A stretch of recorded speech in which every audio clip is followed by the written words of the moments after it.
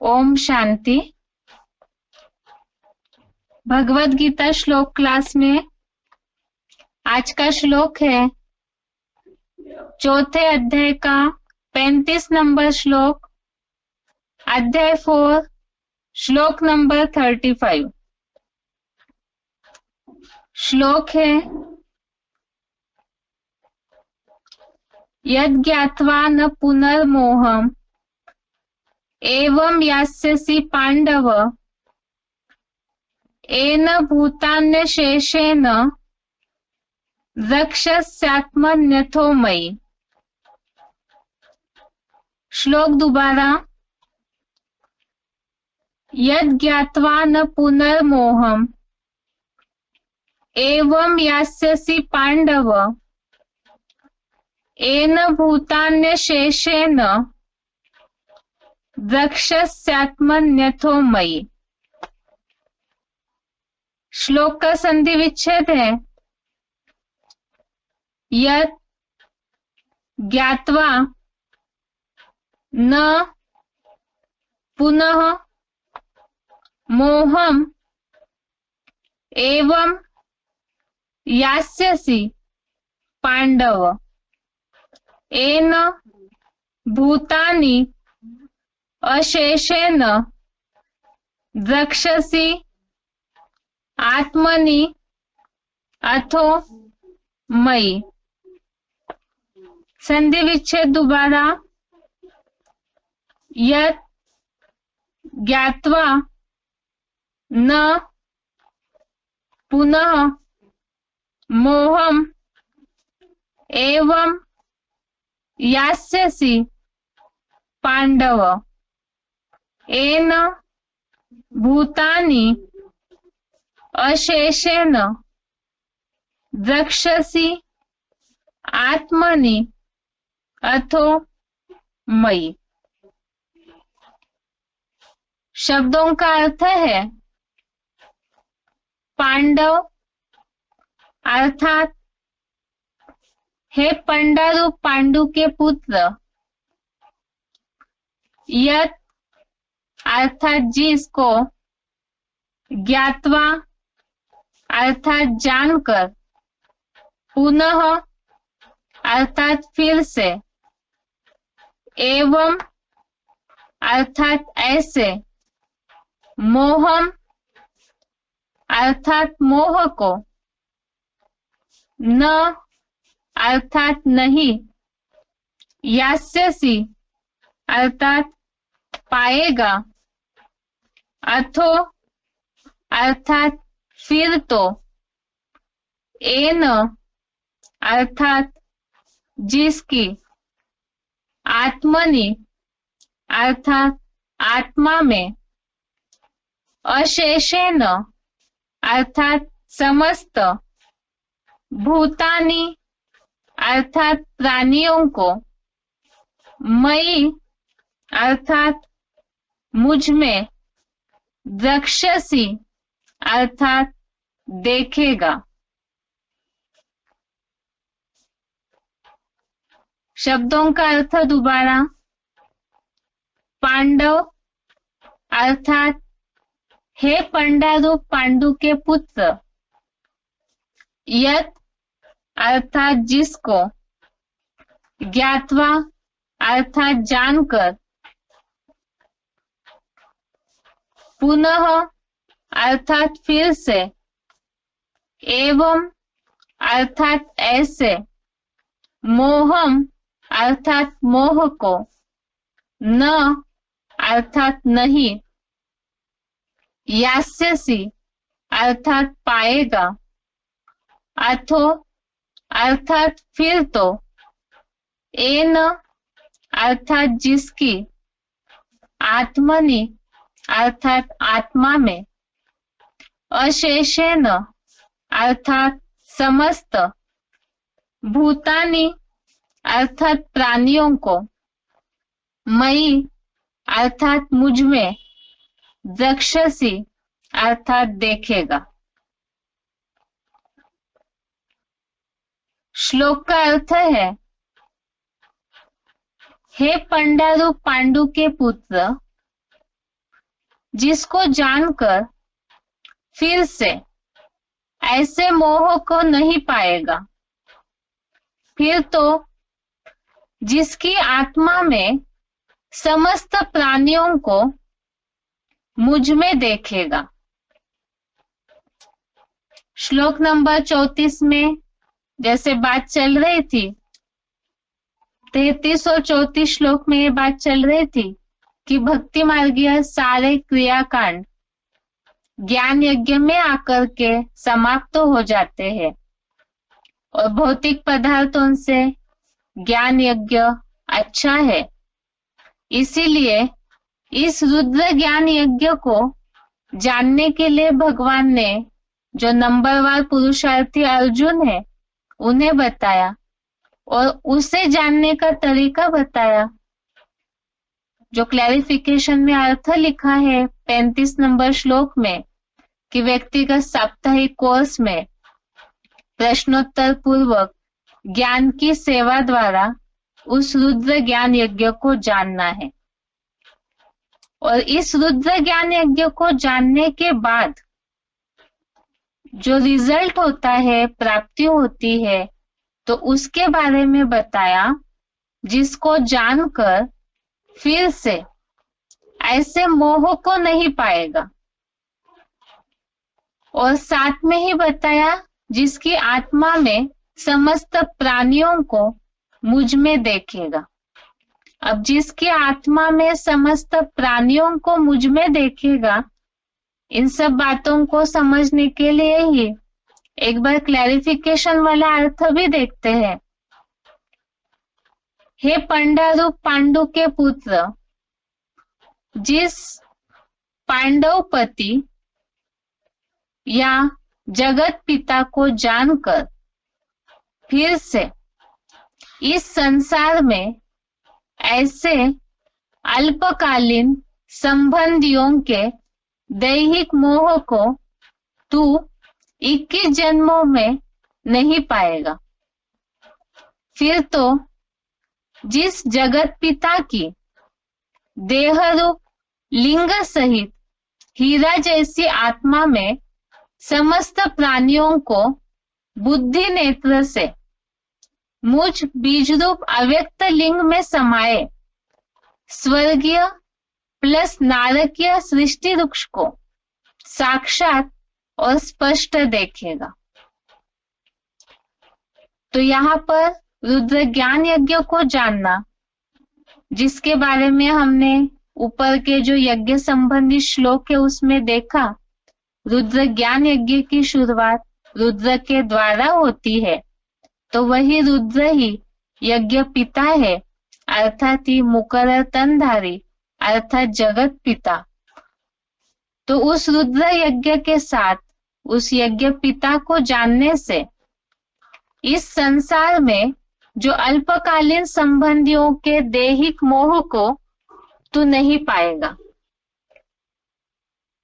तीसरे या दूसरे अध्याय में जो कई श्लोक हमने देखे, मोह अर्थात विमूढ़ता आना, दैहिक मोह, दैहिक संबंधियों का मोह, आसक्ति अर्थात ये भी बंधन है।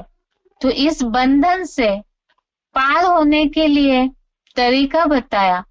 और दूसरी बात, ऐसे जगत पिता को और यज्ञ को जानने के बाद जगत पिता की देह रूप लिंग सहित हीरा जैसी आत्मा में समस्त प्राणियों को बुद्धि नेत्र से मुझ में ही देखेगा। अर्थात जैसे बताया, बीज में ही सारा वृक्ष समाया हुआ है।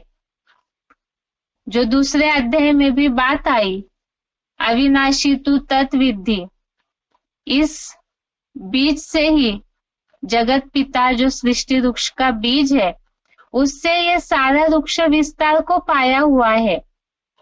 तो ये बीज रूप आत्मा अर्थात मनुष्य सृष्टि का बीज, इसके लिए बताया जिस जगत पिता की आत्मा में समस्त प्राणियों को, अर्थात तो बीज हो गया और बीज में ही सारे वृक्ष को बुद्धि रूपी नेत्र से साक्षात और स्पष्ट देखेगा।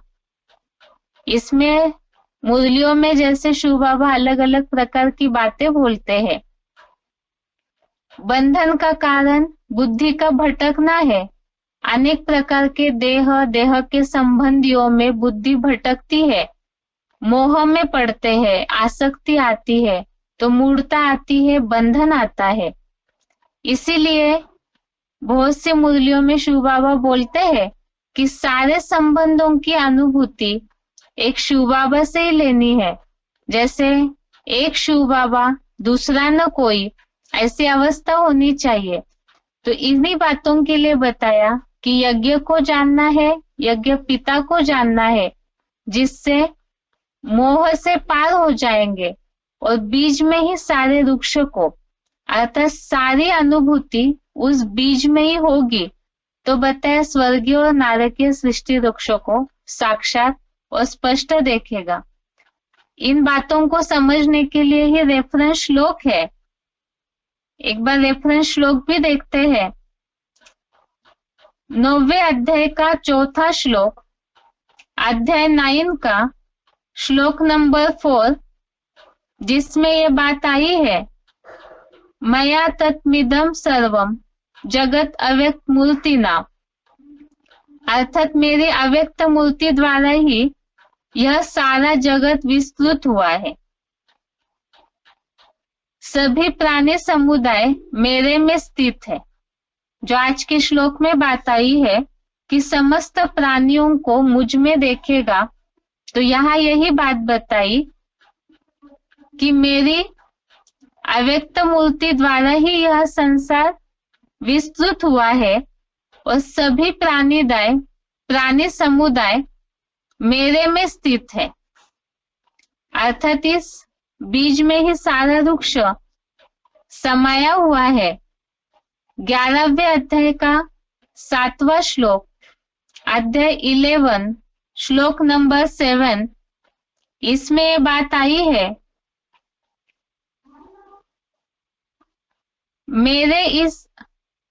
आज मेरे इस देह में जड़ और चेतन सहित संपूर्ण जगत को एक ही जगह में स्थित देख लो, और जो अन्य कुछ भी देखना चाहते हो तीसरे ज्ञान नेत्र से देख लो। तो जो बात आई है आज के श्लोक में कि समस्त प्राणियों को मुझ में देखेगा, यही बात 11वें अध्याय के 7वें श्लोक में बताई। मेरे इस मानवीय बीज रूप बाप महादेव आदम की देह में जड़ और चेतन सहित संपूर्ण जगत एक ही जगह में स्थित देख लो, और जो कुछ अन्य देखना चाहते हो तीसरे ज्ञान नेत्र से देख लो। ऐसे ही 13वें अध्याय का 30वां श्लोक, अध्याय 13 का श्लोक नंबर 30, इसमें ये बात आई है, जब प्राणियों की आकृति में भिन्नता को सृष्टि के एक बीज आदम में उपस्थित विराट पुरुष को देखता है, उससे ही सृष्टि के अनेक धर्मों के विस्तार को जानता है, तब उसे समूचे विश्व की हर प्रकार से समर्पित ऊर्ध्वमुखी साक्षात परम ब्रह्म की प्राप्ति हो जाती है। अर्थात यहाँ जो सृष्टि वृक्ष विस्तार में फैला हुआ है, वो सारे सृष्टि वृक्ष को एक बीज में ही देखता है, तो उसके लिए बताया कि उन्हें परम ब्रह्म की प्राप्ति हो जाती है। आगे और भी रेफरेंस श्लोक है। 13वें अध्याय का 12वां श्लोक, अध्याय 13 का श्लोक नंबर 12, इसमें ये बात आई है,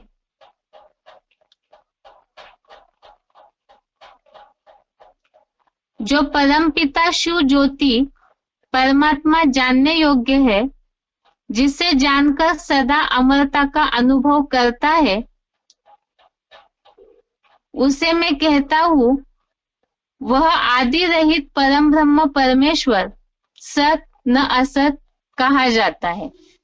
अर्थात यहाँ जैसे रुद्र यज्ञ को, रुद्र पिता को जानने की बात है, तो यही बात यहाँ बताई कि वो जानने योग्य है और जिसे जानकर सदा अमरता का अनुभव करता है। यह श्लोक में बात आई है, मोह को नहीं पाएगा, अर्थात मूढ़ता को नहीं पाएगा। इस श्लोक में इसी बात को बताया कि उस रुद्र पिता को जानने के बाद अमरता का अनुभव करता है। 13वें अध्याय का 34वां श्लोक, अध्याय 13 का श्लोक नंबर 34, इसमें भी ये बात आई है क्षेत्र और क्षेत्रज्ञ को जानने की। ऐसे जो अर्जुन के शरीर रूप क्षेत्र और क्षेत्रज्ञ के अंतर को, प्राणियों की दैहिक प्रकृति से मुक्ति को ज्ञान नेत्र द्वारा जानते हैं, वे परम ब्रह्म लोक को प्राप्त करते हैं।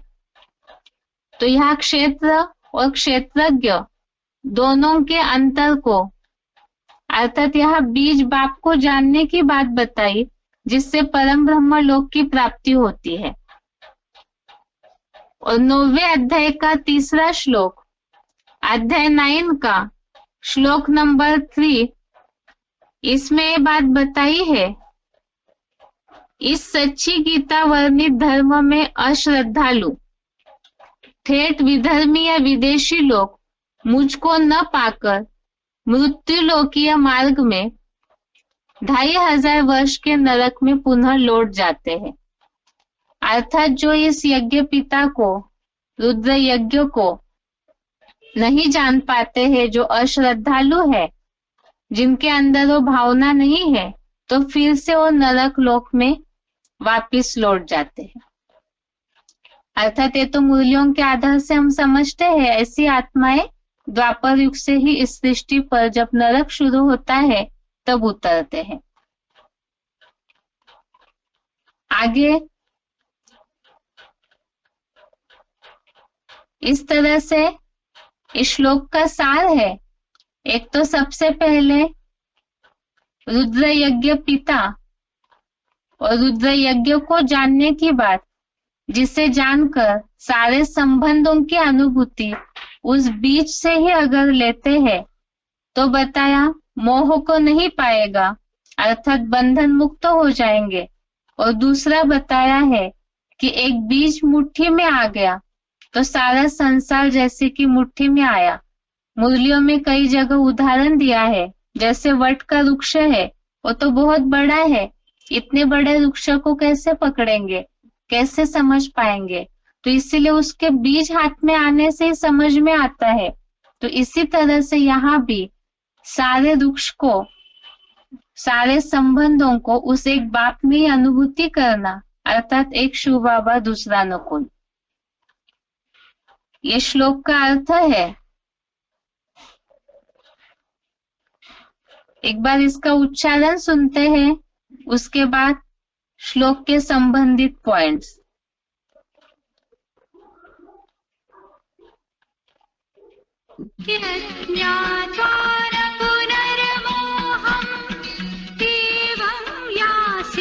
पांडव येन भूतान्यशेषेण द्रक्ष्यस्यात्मन्यथो मयि। हे पंडा रूप पांडु के पुत्र, जिस पांडव पति जगत पिता को जानकर फिर से इस संसार में ऐसे अल्पकालीन संबंधियों के दैहिक मोह को तू इस जन्म में नहीं पाएगा, फिर तो जिस जगत पिता से देह रूप लिंग सहित हीरा जैसी आत्मा में समस्त प्राणियों को बुद्धि नेत्र से मुझ बीज रूप अव्यक्त लिंग में समाये स्वर्गीय प्लस नारकीय सृष्टि वृक्ष को साक्षात और स्पष्ट देखेगा।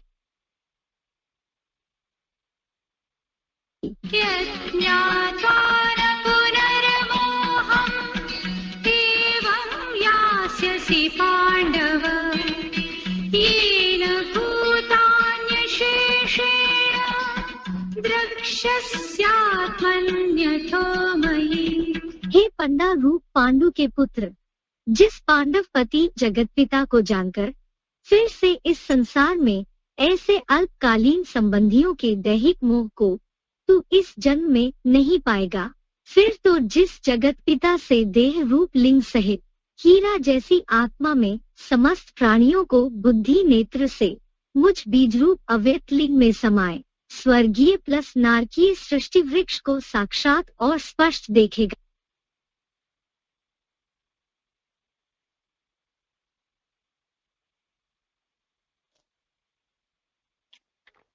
आगे है पॉइंट्स। सिलेक्टेड पॉइंट का नंबर है 987, सिलेक्टेड पॉइंट का नंबर है 987। एके साधे सब सधे, सब साधे सब जाए।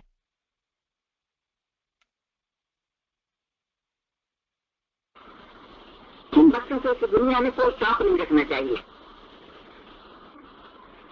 पद मिल जाए, मान मिल जाए, मतबा मिल जाए, कोई शौक नहीं। इस नरक की दुनिया में, इस विनाशी दुनिया में हमें कुछ नहीं चाहिए। क्या चाहिए? है? एक बाबा, दूसरा नुकुल, बस बाबा हमारा बन जाए। अगर बीज हाथ में आ गया, मुट्ठी में आ गया, तो सारा वृक्ष हमारा हो जाएगा।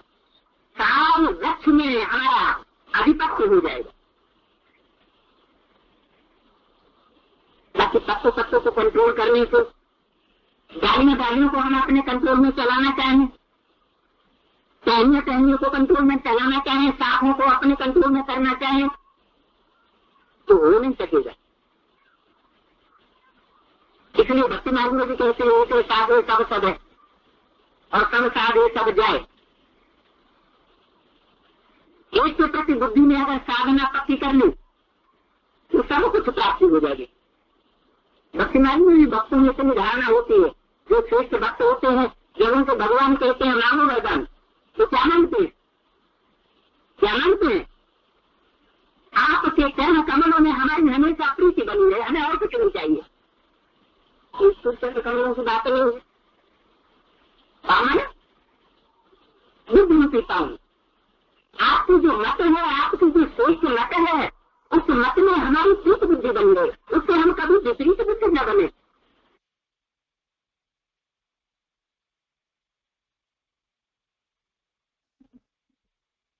आगे का पॉइंट है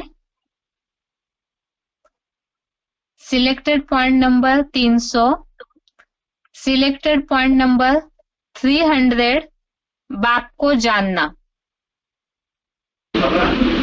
ये जो नीचे से एडवांस में आते हैं, कुछ ऐसे बुजुर्ग माताएं होती है और कुछ बुजुर्ग भाई, उनको ज्यादा ऐसी अच्छी नहीं होती है, तो मगर त्रिमूर्ति में जो शिव बाबा का पाठ है उनको याद रहता है। बाकी मूर्तियों का जो पाठ है, बाकी जो मूर्ति है ना, जो एक आदि के जो बच्चे थे, त्रिमूर्ति का पाठ बच्चे, उनके नाम क्या है और इस जन्म में क्या नाम है, तो जब कंप्यूटर भर्ती होने के बाद उनसे प्रश्न पूछा जाता है, कोई जवाब दे पाता है, कोई नहीं दे पाता है।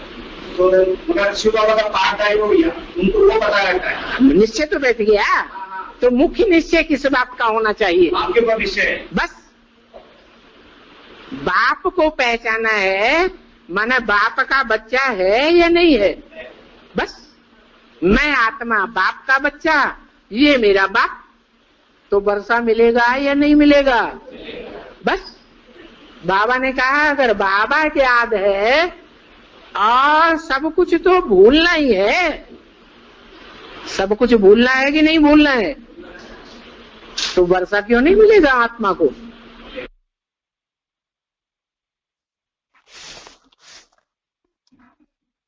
अभी के पॉइंट में जैसे बात आई कि बाप को अगर पूरी तरह जान लेते हैं, सिर्फ बाप को ही पहचानने से वैसे की प्राप्ति हो जाएगी।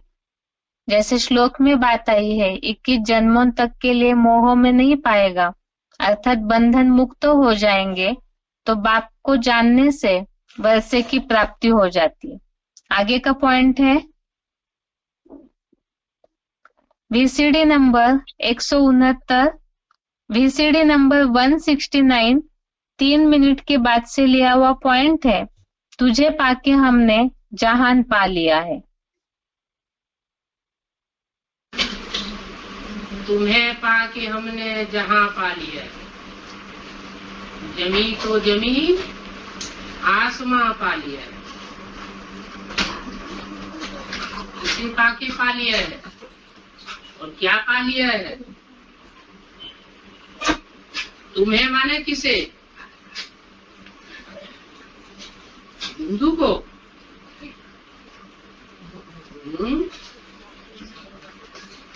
जो बिंदु सुप्रीम सोल है वो तो सदा काल है ही है, जैसे हमारी आत्माएं सदा काल है ही है, पाने और ना पाने की बात ही नहीं। लेकिन वो सुप्रीम सोल जब इस सृष्टि पर प्रत्यक्ष होता है और ये बात हम समझ लेते हैं बुद्धि से कि वो निराकार सुप्रीम सोल शिव कोई साकार मुकर्रर मनुष्य तन के द्वारा इस संसार में प्रत्यक्ष हुआ है, हमारी बुद्धि में बैठ जाता है और ऐसे तन के द्वारा प्रत्यक्ष हुआ है जिस तन की धारण करने वाली आत्मा सारी मनुष्य सृष्टि का हीरो पार्टधारी है।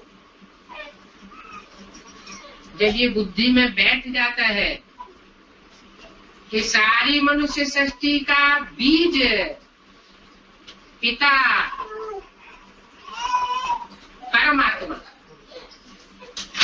हमको प्राप्त हो चुका है, जिसके लिए हम 63 जन्म से भटकते आए, तीर्थों में टिकानों में माथा टेकते आए और कहीं भी मिला नहीं। वो हमें प्राप्त हो चुका है, जिस बीज के पाने से सारा मनुष्य सृष्टि रूपी झाड़ है जैसे हमारी बुद्धि रूपी मुट्ठी में आ जाता है। बीज को पा लिया तो बीज में सारा झाड़ तो समाया ही हुआ है।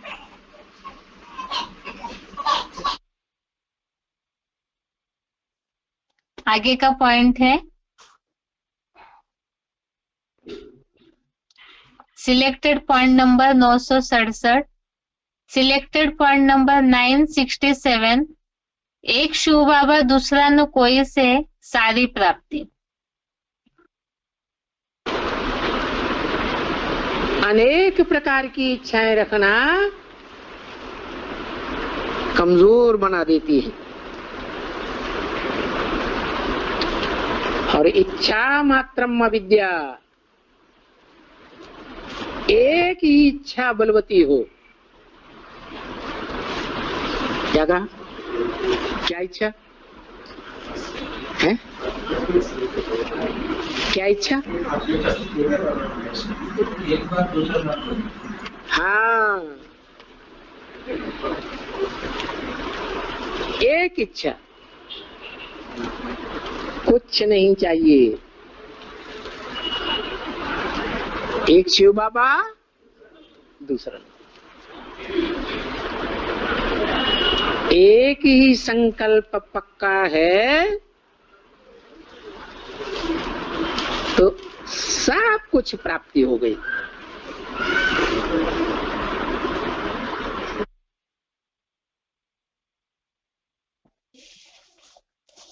आगे का पॉइंट है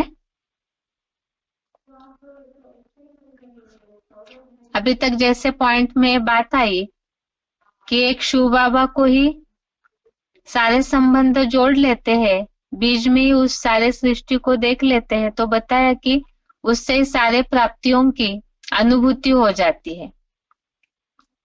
आगे इसी श्लोक से संबंधित एक तो सर्व संबंधों की अनुभूति और बीज में ही सारा वृक्ष समाया हुआ है, तो उससे मोह अंधकार में नहीं पड़ते हैं।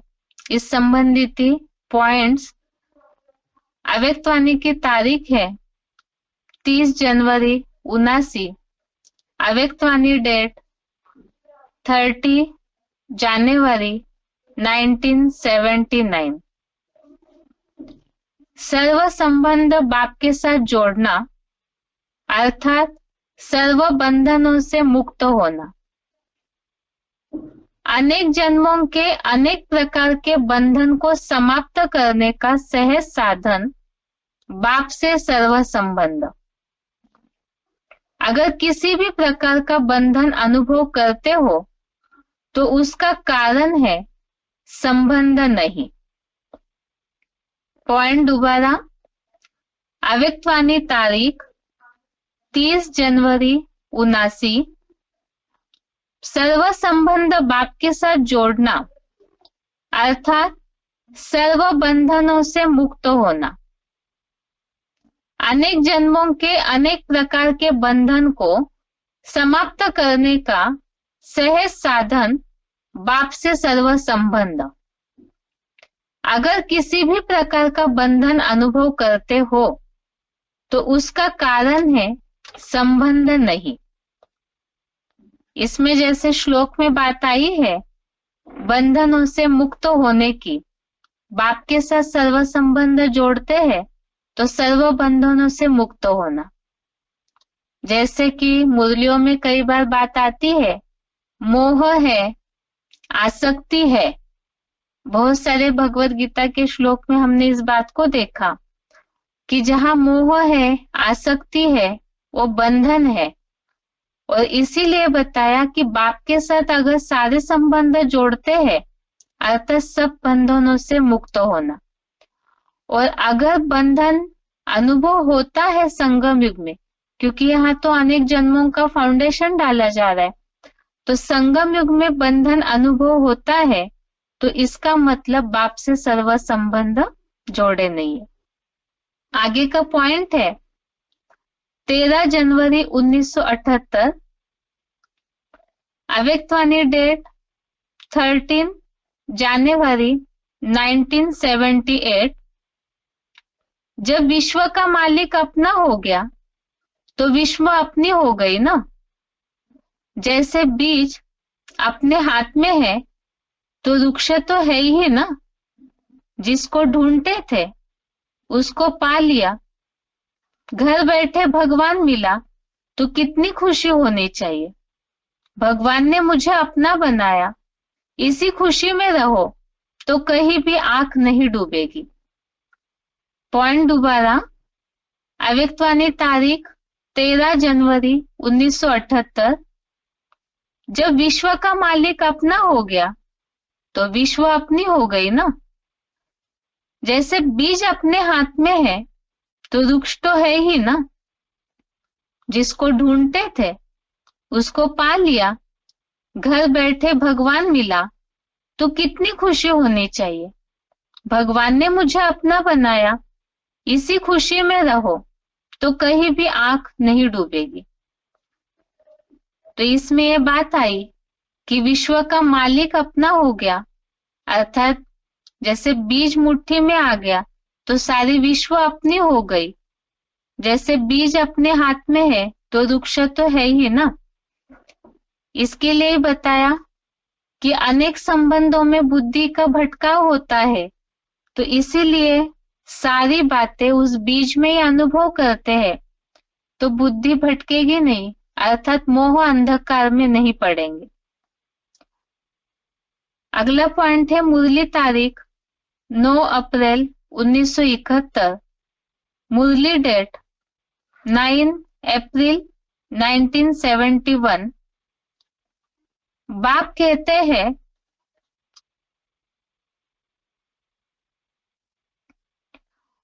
कहते हैं तुम मेरे को जानने से मेरे द्वारा सब कुछ जान जावेंगे। बाप कहते हैं तुम मेरे को जानने से मेरे द्वारा सब कुछ जान जावेंगे।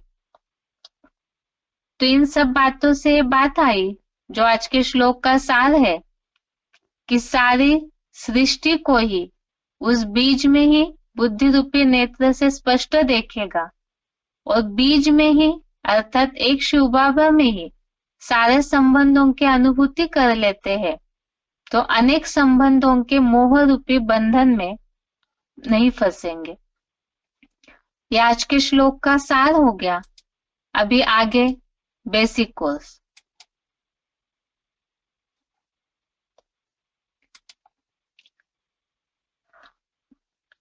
बेसिक कोर्स में बात चल रही है सर्व आत्माओं का पिता एक है।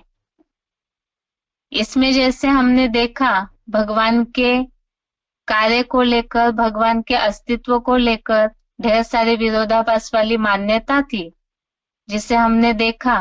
अर्थात कलयुगी संसार में मनुष्य भगवान को सही रीति से नहीं जानते हैं, इसीलिए भगवान ही स्वयं आकर के कलयुगांत के समय संगम युग पर अपना परिचय दे रहे हैं।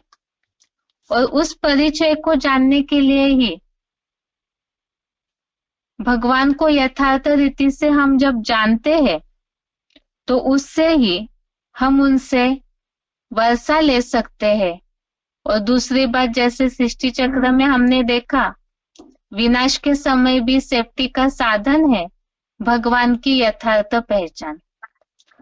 और उस यथार्थ पहचान में ही मनुष्य तो जानते नहीं, इसलिए भगवान स्वयं आकर के अपना परिचय देते हैं।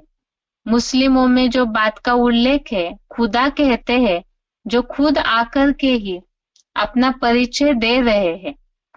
और उस परिचय में ही हमने देखा, पहली बात तो जैसे आइडेंटिफिकेशन के हिसाब से भगवान का पूरा जो भगवान ने परिचय दिया है, उसमें से हमने भगवान के रूप का उल्लेख देखा, अनेक धर्मों की मान्यताएं देखी कि वास्तव में भगवान के लिए जो कहते हैं रूप से न्यारा है, लेकिन वास्तविकता तो भगवान ने बताई कि न ही भगवान रूप से न्यारे हैं और ना ही उनके अनेक रूप होते हैं। उनका तो एक ही यथार्थ रूप है, और वो यथार्थ रूप है निराकार ज्योति स्वरूप। और ये जो ज्योति स्वरूप है, निराकार स्वरूप है भगवान का, उसी की मान्यता हर धर्म में है, जिसे हमने पिछले हफ्ते विस्तार से देखा। मुस्लिम लोग नूर कहते, हिंदू लोग ज्योति स्वरूप के रूप में मानते हैं, उसकी यादगार ज्योतिर्लिंग है। क्रिश्चियंस लोग गॉड इज लाइट कहते, तो सिख लोग एक ओंकार निराकार के रूप में मानते हैं। तो हर धर्म में भगवान के इस निराकार रूप की, ज्योति स्वरूप की मान्यता है, ये बात तो सिद्ध हो गई। अब आज के कोर्स में हम देखते हैं कि भगवान का रूप तो एक ही है जो सब धर्मों में मान्य है। अब बात आती है नाम की। भगवान का पूरा परिचय लेने के लिए जरूरी है कि उनके नाम की भी यथार्थ पहचान हमें हो। अब भगवान ने अपना आकर के क्या नाम बताया है? हर धर्मों में तो भगवान के अलग अलग नाम दे दिए हैं।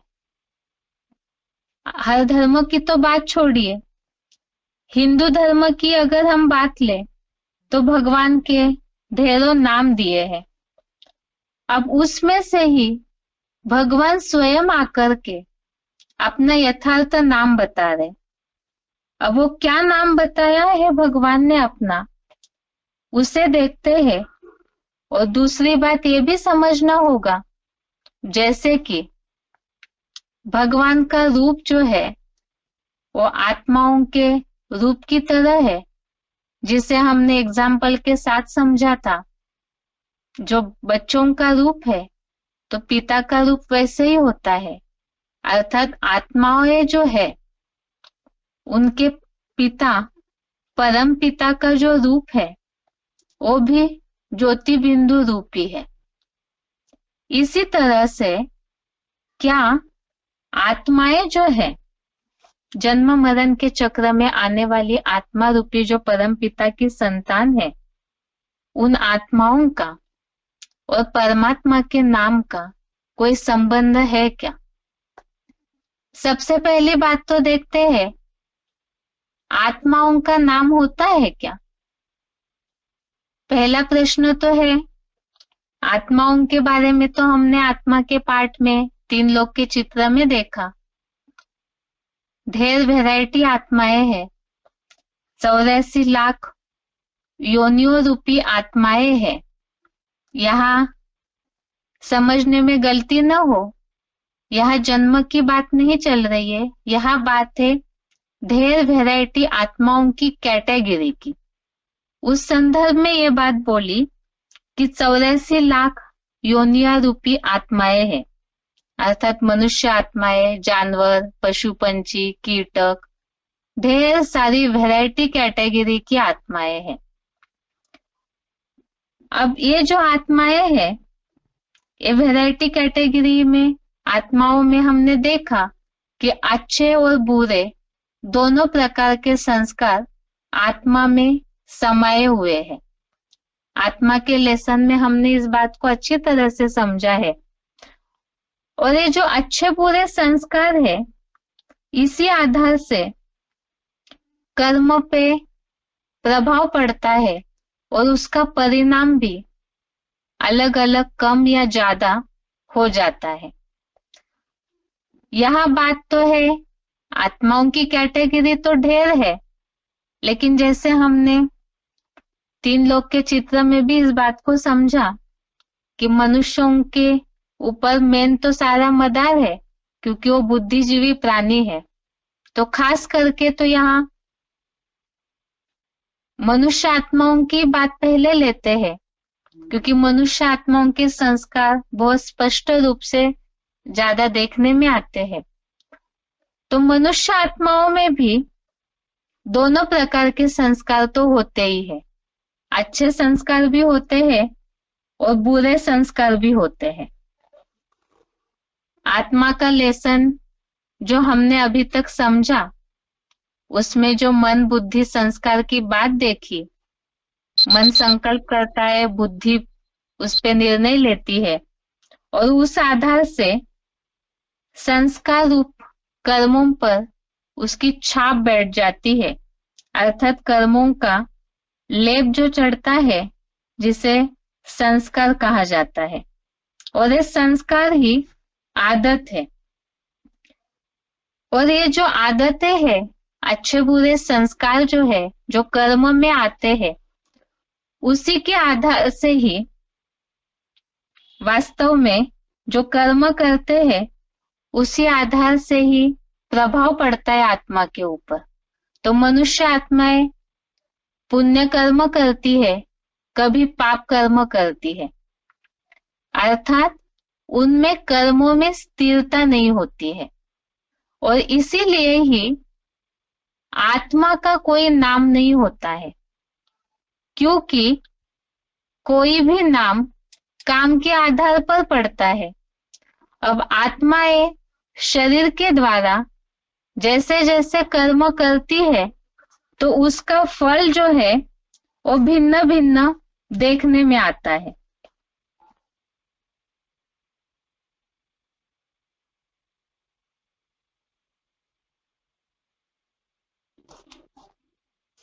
अब ये तो बात हो गई मनुष्य आत्माओं की, कि मनुष्य आत्माएं अलग अलग प्रकार के कर्म करते हैं, तो उनके कर्मों में स्थिरता नहीं है। इसीलिए ही उसी हिसाब से आत्मा का नाम कैसे हो सकता है, क्योंकि उनका कर्म फिक्स नहीं है। इसीलिए ही आत्माओं की बात तो स्पष्ट हो गई कि उनके कर्मों में स्थिरता नहीं, लेकिन बात तो यहाँ टॉपिक चल रहा है परम पिता का।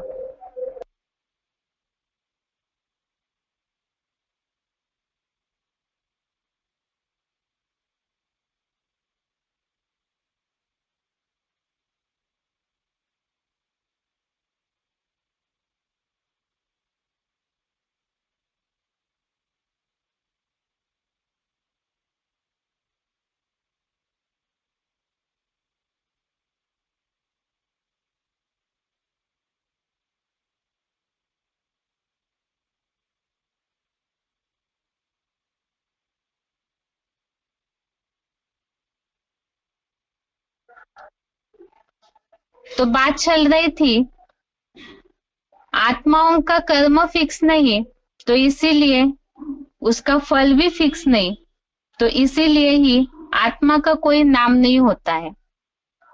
लेकिन बात यहाँ चल रही है परम पिता के नाम की, भगवान के नाम को जानने की। परम पिता और आत्माएं, इसमें मुख्य अंतर यही है कि परम पिता का कोई भी कार्य अकल्याणकारी नहीं होता है। आत्माओं के लिए तो हमने देखा था कि आत्माएं प्रकृति के गुणों के कारण सत्वष्टम 3 गुणों में आती है और उसी के कारण उनके कर्मों पे उसका पाप पुण्य का प्रभाव रहता है। लेकिन परम पिता जो है, उनका कोई भी कार्य अकल्याणकारी होता ही नहीं है। तो जब कार्य अकल्याणकारी नहीं होता है तो उसका, उनके द्वारा जो किया हुआ कर्म का फल है वो भी सदैव कल्याणकारी ही होता है। परम पिता का हर कार्य शुभ और कल्याणकारी है, इसीलिए ही परम पिता का नाम ही शास्त्रों में दिया हुआ है शिव। शिव का अर्थ ही है कल्याणकारी। अब बात फिर यहाँ आएगी, बहुत से लोग इस बात को ये सोचेंगे कि ये तो शिव नाम हिंदू धर्म से जुड़ा हुआ है। वास्तव में यहाँ शिव का अर्थ कल्याणकारी है, तो यहाँ धर्म विशेष की बात नहीं है। कैसे, तो उसे भी देखते हैं। शिव का अर्थ कल्याणकारी है। जैसे मुस्लिम लोग खुदा को दोस्त कहते हैं। दोस्त अर्थात जो हमेशा शुभ करने वाला, अर्थात भगवान के कार्य का सूचक है ये कि भगवान का कर्तव्य हर एक आत्मा के प्रति कल्याणकारी और शुभ करने वाला ही है। क्रिश्चियंस लोग भी भगवान को परम पिता के लिए कहते हैं गॉड इज लिबरेटर, अर्थात मुक्तिदाता। तो मुक्ति किस चीज से? दुखों से मुक्ति, अशुभ से मुक्ति। जैसे हिंदुओं में भी कहते हैं भगवान सुख करता, दुख हरता है, मुक्तिदाता है। इसी बात को भी क्रिश्चियंस अपने अंग्रेजी में कहते हैं भगवान लिबरेटर है, अर्थात मुक्तिदाता है। तो मुक्ति देना अर्थात ही कल्याण करना, शुभ करना। इसी तरह से ही हर धर्म वाले इस बात को मानते हैं भगवान या परमपिता का नाम लेते ही सबके मन में कल्याणकारी के भाव से ही भगवान के प्रति नजर जाती है, शुभ भाव जाता है। इस हिसाब से भी ये बात तो सिद्ध हो गई कि ये नाम कोई एक धर्म विशेष से जुड़ा हुआ होने की बात नहीं है। सारी आत्माओं का पिता का जो ये कर्तव्य है भगवान का सबके प्रति कल्याणकारी, उस कर्तव्य का सूचक ही ये नाम है शिव। अब दूसरी बात है कि शिव जो है उनके शब्द का शाब्दिक अर्थ भी अगर देखें, संस्कृत रूप से अगर शिव शब्द का अर्थ हम देखें तो इस तरह से है क्षति पापम शव प्लस वत, अर्थात ही शुभ करने वाला, सदा स्व प्लस त, अर्थात स्वस्थिति में स्थिर, उन्हें ही शिव कहा जाता है।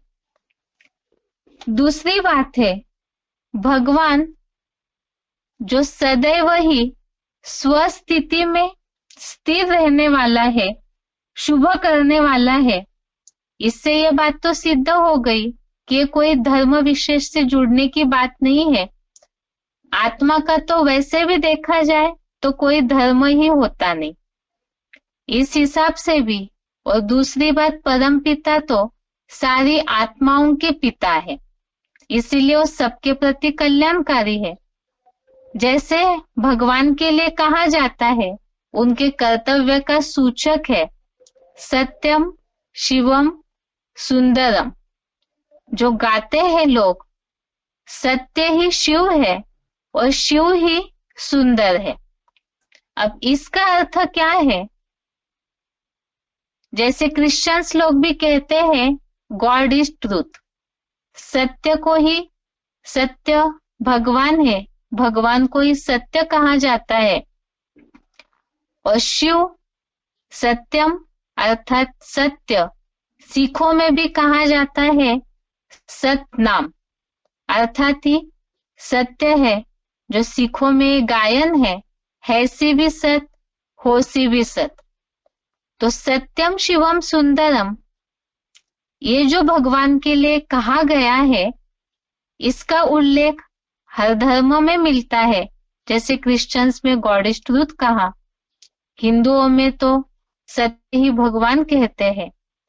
और रही बात शिवम अर्थात कल्याणकारी, मुक्तिदाता, जिसे क्रिश्चियंस लोग कहते हैं लिबरेटर, जो सभी का शुभ करते हैं।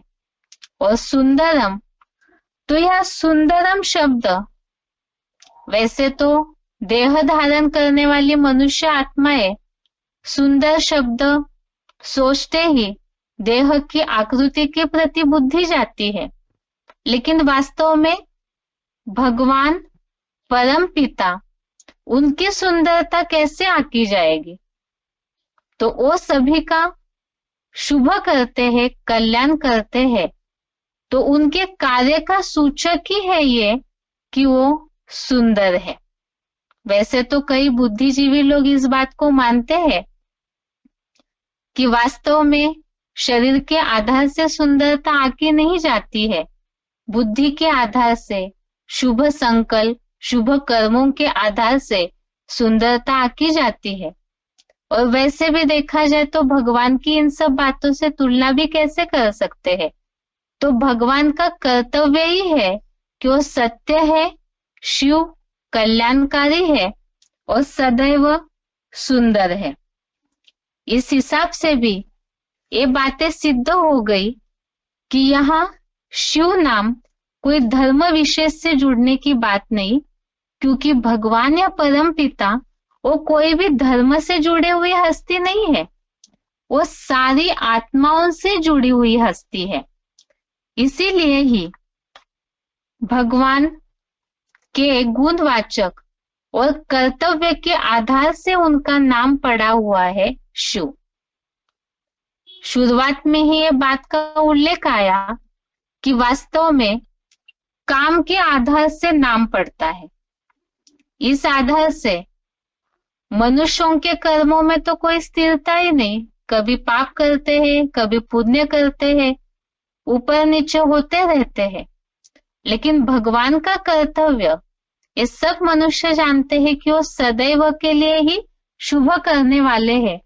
इसीलिए ये उनका गुणवाचक और कर्तव्य के आधार से नाम पड़ा हुआ है भगवान का शिव। तो भगवान का यथार्थ नाम ही शिव है। इस तरह से आत्माओं का नाम नहीं रहता है, क्योंकि उनके कर्म अलग अलग होते हैं।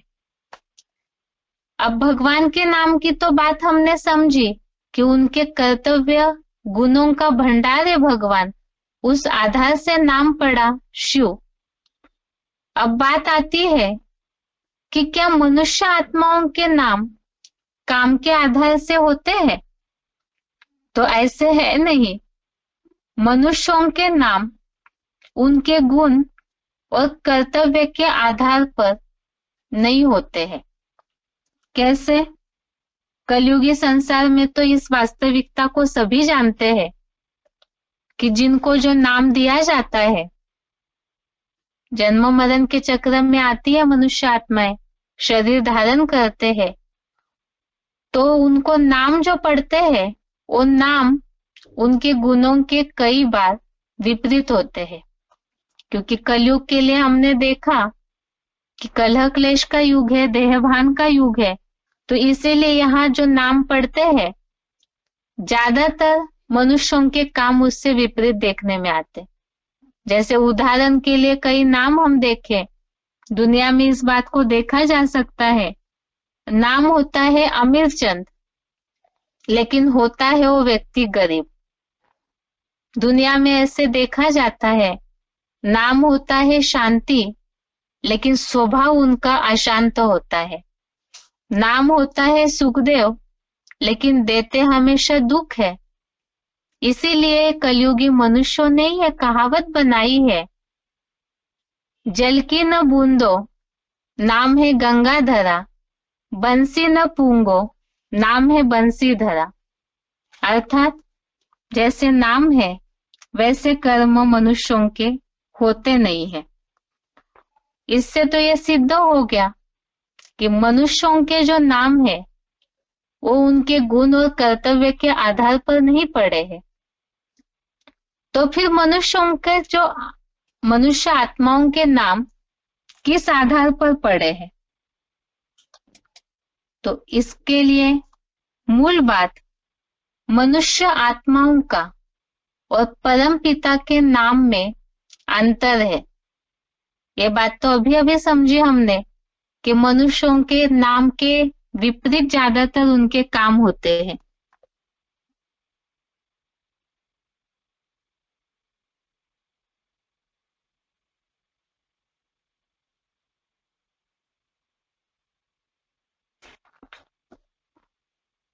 तो जैसे हमने समझा कि भगवान के गुण और कर्तव्य की खासियत के आधार पर उनका नाम शिव है, लेकिन मनुष्यों का इससे विपरीत है।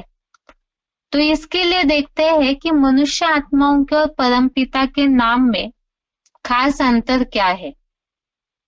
इसे समझने के लिए कल का क्लास, आज के लिए गीता क्लास यहाँ तक ही।